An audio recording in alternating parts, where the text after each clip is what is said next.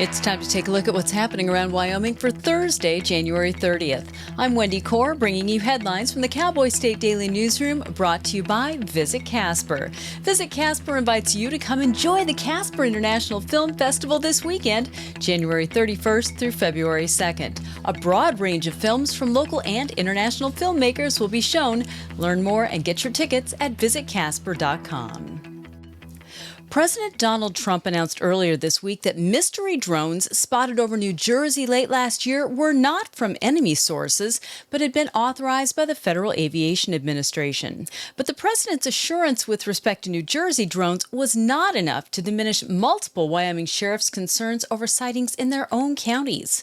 Cowboy State Daily's Claire McFarland reports that several Wyoming sheriffs have received reports of mysterious drone activity in recent weeks, with some sightings over energy infrastructure like power plants and oil and gas fields. I called every sheriff in Wyoming, and of the ones that talked to us, which was most of them, 8 have mysterious drone sightings. 3 of these cases, they were flying over power plants, oil, gas fields, coal mines, that kind of thing. And so in some of these energy-rich counties, the sheriffs are like, what are they doing? Casey Lear said he reached out to energy companies working in his area, and no one has come forward as saying that they've deployed the drones. So that's rather mysterious. Law enforcement agents have confirmed the sightings, but so far no one has come forward and admitted to operating any of the drones. Legislators are trying to piece together an intricate puzzle in order to provide more property tax relief for homeowners without upsetting local apple carts. A significant change was made to Senate File 69 on Tuesday, one of the major property tax bills moving through the Capitol. Cowboy State Daily's Leah Wolfson reports that that single change would cost a dozen counties in Wyoming each more than $1 million per year. If passed in the law as currently written, would give a 50% property tax reduction. The part of the bill that was going to give a backfill to local governments and schools was removed. So there's now no backfill option for local schools and governments. This is a big deal for both these groups. Local schools receive 64% of the total property tax revenue in the state, and then local governments receive the other portion. And for certain communities, this is literally talking about millions of dollars. The push for property tax cuts comes in response to the large tax increases seen after the COVID-19 pandemic. After 2022, the growth in these rates returned to historical norms, but many have argued that local governments have not increased their services as a result of the increased revenues, which have outpaced the rate of inflation. Declaring open season on mountain lions would give Wyoming's mule deer a much-needed break, but some hunters argue that would lead to a slaughter of the big cats. House Bill 286 would lift most of the current restrictions hunting for mountain lions, which prey on Wyoming's mule deer. But Outdoors reporter Mark Hines spoke to some who oppose the bill, saying it sacrifices one species for the sake of another. Mike Schmid, he just joined the legislature this year, but he's been long time involved in Wyoming wildlife issues, and he would like to see the hunting for mountain lions in Wyoming, really the regulations almost completely removed. Say a hunter was out with a elk license and saw a mountain lion. As a licensed hunter, they'd be able to shoot that mountain lion even though they didn't specifically have a mountain lion tag. He argues that this is needed to help Wyoming's mule deer bounce back. The pushback is coming from some lion hunters themselves. They worry that would actually just decimate the lion population so severely that we're destroying one species, trying to save another. Mountain lions are classified as a trophy game species under Wyoming Game and Fish Department hunting regulations. They currently may be hunted only with a license and during specific seasons. A magnitude 3.9 earthquake was recorded in Yellowstone National Park around 6 p.m. Tuesday. According to the U.S. Geological Survey, at least 33 people within 30 miles of the earthquake reported feeling it. And while it's Yellowstone's first big earthquake of the year, Cowboy State Daily's Andrew Rossi reports that scientists aren't worried about it. Magnitude 3 earthquakes and magnitude 4 earthquakes, those are not unheard of in Yellowstone National Park. Park geologists expect an average of usually around 5 to 10 of those a year. So getting a rumbling like this, it is the largest earthquake that's been recorded in the park since 2023. So there's something to say about that, but it's shallow, which means it didn't happen very far beneath the surface, nothing to do with volcanics. So it's not a sign of anything, really. It's just a routine earthquake, Yellowstone being Yellowstone. Around 1,173 earthquakes were recorded in Yellowstone in 2024.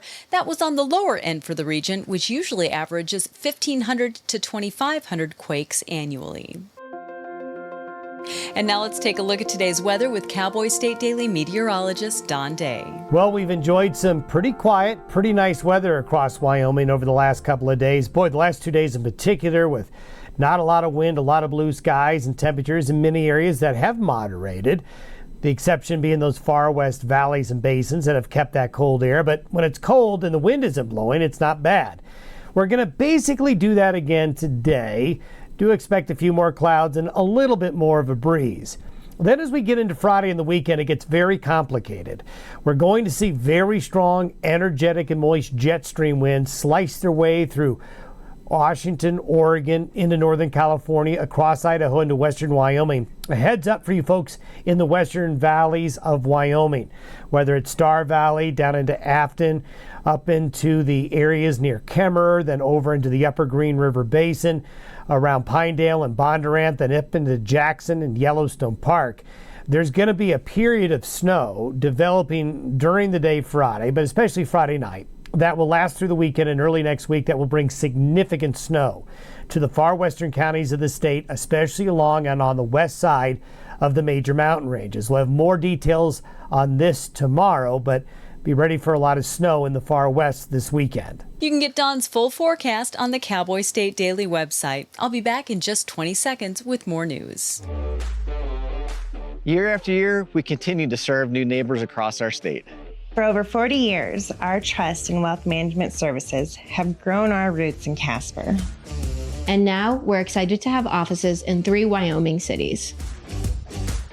We're here to help you achieve your financial goals and provide the kind of service that you expect from a Wyoming business. Because at Hilltop Bank, community means Wyoming. A California man pretended to be a Bitcoin billionaire and racked up nearly $212,000 in resort, bar, and car dealership bills in Wyoming's richest county last year. Cowboy State Daily's Claire McFarland reports that 30-year-old Kevin Segal pleaded not guilty this month to 14 felonies and 3 misdemeanors. He's accused of cheating resorts and other residential businesses out of just thousands. Like there was one where it was supposedly a $25,000 bill left unpaid, and was having the gal that does grocery delivery service deliver all his groceries and allegedly not paying her, and then send a guy to pick up a drone, to buy a drone for me. I'll pay him later. Send a guy to drive my truck back to my home. I'll pay him later. And it's alleged that he never paid any of these people later. If convicted and sentenced consecutively on all 17 charges, Segal could face up to 141 and a half years in prison and several $1,000s in fines.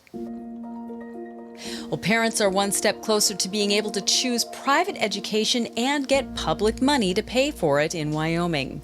House Bill 199, also known as the Wyoming Freedom Scholarship Act, offers $7,000 per child per year and is applicable for all income classes.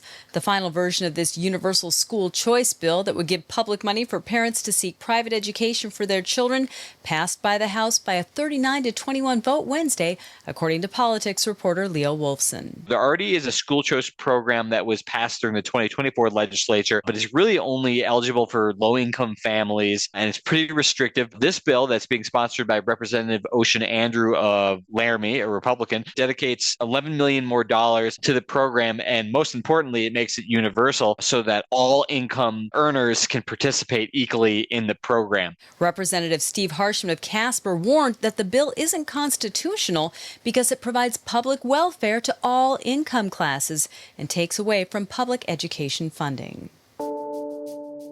A 15-year-old Casper boy who reportedly told friends, quote, "I hope I killed one," after shooting at 2 homes with people inside, pleaded guilty Wednesday in Natrona County District Court. Marcus Heyman, who was charged as an adult, pleaded guilty to 2 counts of aggravated assault and battery as part of a plea agreement.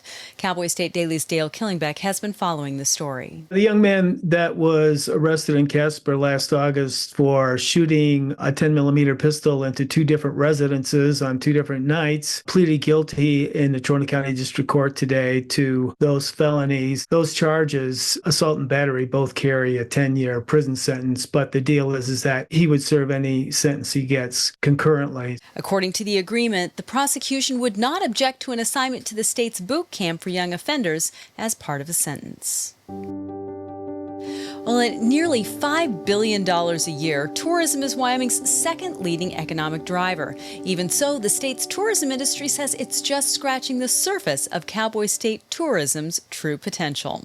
Cowboy State Daily's Renee Jean spoke to several small business owners at this week's Governor's Conference on Tourism who say they've got big plans for the coming tourist season. The theme that runs through them all is they've all got big dreams, big hopes that they're going to try to make come true in 2025. Workforce is always the big pinch point. You can't build capacity if you don't have the people, and everybody struggles with that across the state. So there are efforts underway to try to grow more bandwidth. At $4.9 billion in tourism spending last year, the industry is a huge economic driver. That's true not just for the popular icons like Yellowstone National Park and Devil's Tower, but for many small towns and communities throughout the state.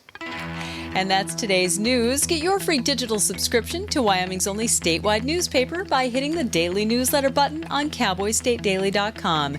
And you can watch this newscast every day by clicking subscribe on our YouTube channel. And don't forget to drop in on the Cowboy State Daily Morning Show with Jake Nichols, Monday through Fridays from 6 to 10 a.m. Thanks for tuning in. I'm Wendy Corr for Cowboy State Daily.